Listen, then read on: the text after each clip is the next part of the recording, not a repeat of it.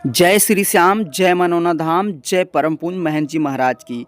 यदि आप फरवरी के महीने में मनौना धाम आने वाले हैं या आना चाहते हैं, ट्रेन का टिकट करवा लिए हैं और मनौना धाम के लिए आने के लिए बिल्कुल आप तैयार बैठे हैं, तो आपके लिए बहुत बड़ी खबर मनौना धाम से निकल कर आ रही है। यदि आपके साथ में कोई पेशेंट है, पेशेंट काफ़ी दिन से बीमार है, वो पेशेंट चल नहीं पा रहा है, किसी भी प्रकार की उसको बीमारी लग गई हो और बीमारी ठीक होने का नाम नहीं ले रही है, तो आज के इस वीडियो में हम ये बताएंगे कि फरवरी के महीने में यदि आपको मनौना धाम आना है और वो पेशेंट भी आपके साथ में आ रहा है, तो आप कैसे महंत जी से मिलेंगे और कैसे उस पेशेंट को पूर्णतः पूरी तरीके से फ़ायदा मिलेगा और कैसे आप मनौना धाम में दर्शन कर पाएंगे, कितना टाइम लग सकता है। और आपको कहीं से भी आना हो, यदि आपको मनौना धाम का रास्ता नहीं मालूम है तो मेरे कमेंट बॉक्स में कमेंट करिए और मैं मनौना धाम आपके घर से लेकर के और मनौना धाम की सारी रास्ता बताऊंगा, ये मेरी गारंटी है।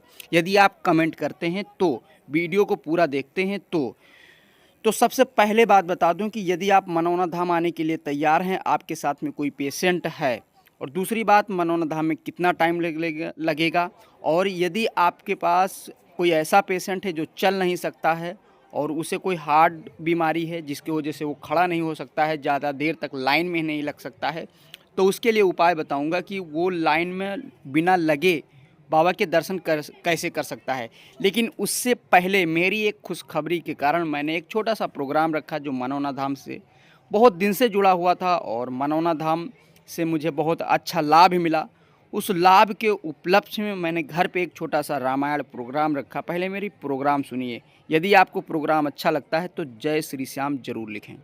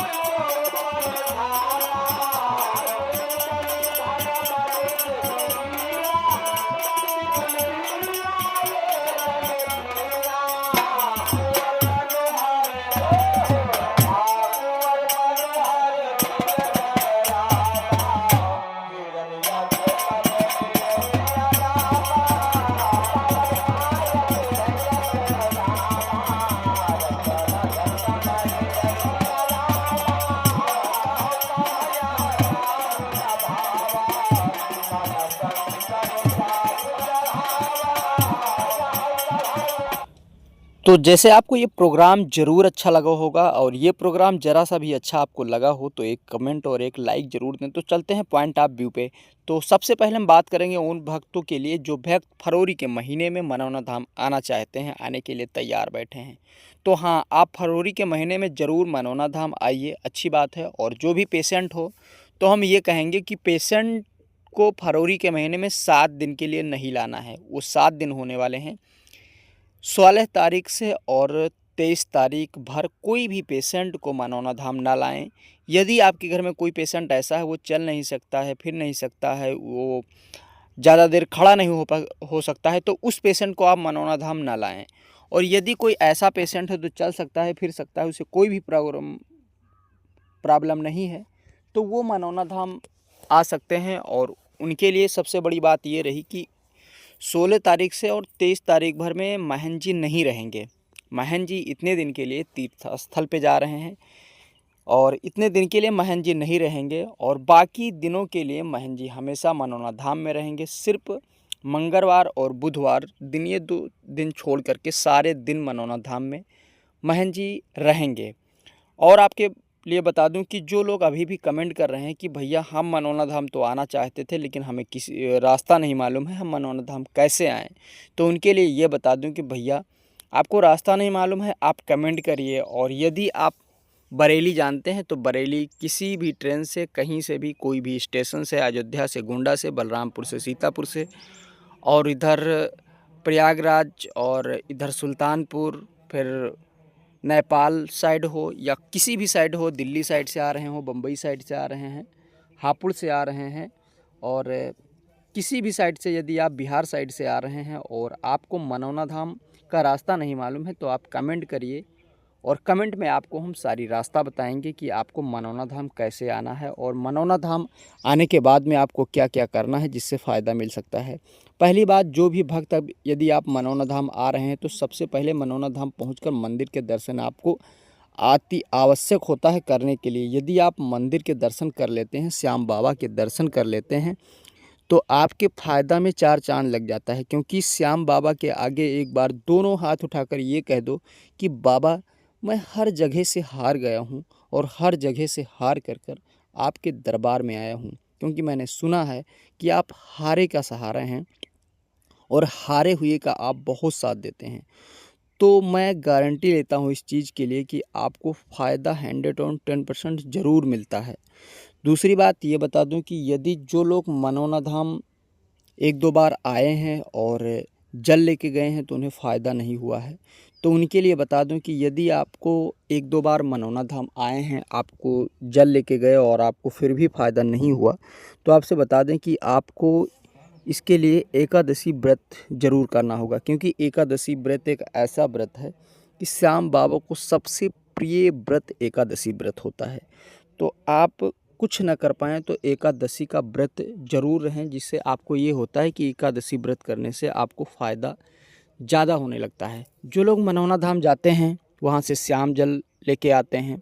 कुछ लोग तो ये करते हैं कि श्याम जल वहाँ उनको नहीं मिल पाता है, कि उनको ये नहीं मालूम होता है श्याम जल मिलेगा कहाँ। तो उनके लिए बता दूं कि श्याम जल जो होता है वो मंदिर के बाईं साइड में मिलता है, और महन जी से मिलने के लिए मंदिर के बाईं साइड में ही बैरिकेटिंग में आपको लगना पड़ता है। बैरिकेटिंग में कभी कभी ये होता है कि बहुत टाइम लग जाता है।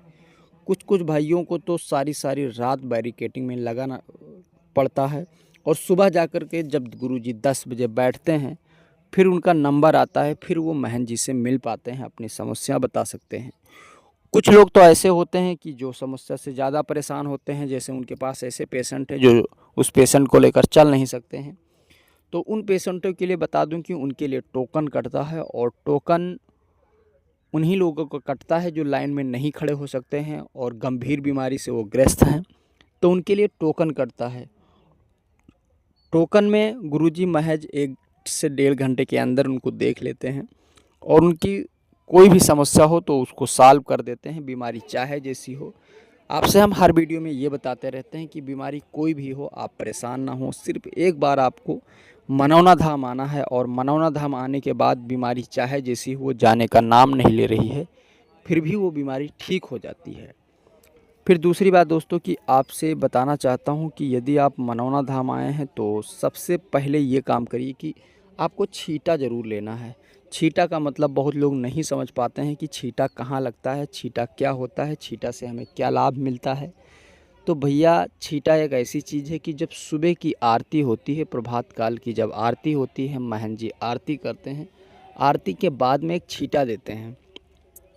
वो छींटा होता है, वो जल का छींटा किया जाता है, और सारे भक्तों के ऊपर, जितने भी भक्त मंदिर प्रांगण में होते हैं, सारे भक्तों के ऊपर वो छींटा पड़ता है। और छींटा पड़ने मात्र से पता नहीं कितनी कितनी कोई भी बीमारी हो, वो बीमारी एक बूंद छींटा पड़ने मात्र से सारी बीमारी ठीक हो जाती है। तो आप कभी भी मनौना धाम जाएं तो छींटा ज़रूर लें। अच्छा, छींटा के बाद सबसे महत्वपूर्ण बात ये होती है कि छींटा के बाद में महंत जी करते हैं, प्रसाद बांटते हैं। प्रसाद अपने हाथों से बांटते हैं, छींटा अपने हाथों से बांटते हैं। तो ये जो छींटा और प्रसाद है, ये दोनों बहुत ही इम्पॉर्टेंट हो जाता है यदि आप मनौना धाम जाते हैं तो। इसके बाद में क्या होता है कि आपको मंदिर खोल दिया जाएगा, आप दर्शन करेंगे, और दर्शन करने के बाद में आप जितनी जल्दी आपका दर्शन हो जाए उतनी जल्दी आप जाइए महंत जी वाली लाइन में, यानी कि जो महंत जी जिस लाइन में बैठ करके जल देते हैं और जल पढ़ते हैं उस लाइन में आपको लग जाना है। बोतल 20 रुपये की बोतल ख़रीद करके, बोतल की कीमत है 20 रुपये, ना कि जल की कीमत लिया जाता है आपसे, महज बोतल की कीमत लिया जाता है। बोतल की कीमत है 20 रुपया, ना कि जल का। कुछ लोग तो कहते हैं भैया जल कितने का मिलेगा, तो वो जल की कोई कीमत नहीं है भैया, जल की कीमत आप बिल्कुल नहीं चुका सकते हैं। तो आप कभी भी ये भूल ना करें कि जल की कीमत वहाँ ली जाती है, आप उससे हमेशा बोतल की कीमत ली जाती है। बोतल ले करके आप हम तुरंत उस लाइन में लग जाइए जिस लाइन से आपको महंत जी मिलेंगे, और महंत जी के पास जाइए तो बताइए कि हमें ये बीमारी थी, और महंत जी तो हमें पक्का पूर्ण विश्वास है कि महंत जी यही बोलते हैं कि ये बीमारी जाइए जल पीजिए और जल से ठीक हो जाएगी। जल पीने का सबसे मेन पॉइंट होता है 11:55। आप 11:55 के आसपास आपको जल पी लेना है, 11:55 के बाद नहीं पीना है, 11:55 के पहले पहले ही जल पी लेना है, क्योंकि जल पीने का कोई नियम होता है। बहुत से लोग ले जाते हैं घर में रख देते हैं, जब उन्हें टाइम मिला जब पी लिए, नहीं टाइम मिला कोई बात नहीं, और कैसे जैसे भी दशा में होते हैं जल पी लेते हैं, नहाना ना नहाना ऐसा नहीं करना है। आपको जल कभी भी पीना है तो नहा के पीना है, प्रत्येक दिन जल पीना है, नागा नहीं होना चाहिए, और सुबह 11:55 से पहले पहले जल पी लेना है। सबसे महत्वपूर्ण बात यह है कि जल कभी भी अपने घर में रखना है तो उसी स्थान पर रखना है जहाँ पूजा का स्थल है और पूजा पाठ होता है, उसी जगह आपको जल रखना है। कई भक्त तो ऐसे तैसे स्थान पर रख देना है। दूसरी बात, यदि आप मनौना धाम आने के लिए तैयार हैं और आप आ रहे हैं तो आप आइए, फरवरी के महीने में आइए। महंत जी केवल 7 दिन के लिए नहीं मिलेंगे, लेकिन उसमें ऐसा नहीं है कि महंत जी नहीं मिलेंगे तो श्याम बाबा नहीं मिलेंगे। श्याम बाबा आपको मनौना धाम में हमेशा मिलेंगे, और जब तक ये दुनिया है तब तक मिलेंगे। धन्यवाद, मिलते हैं एक नेक्स्ट वीडियो में, तब तक के लिए जय श्री श्याम।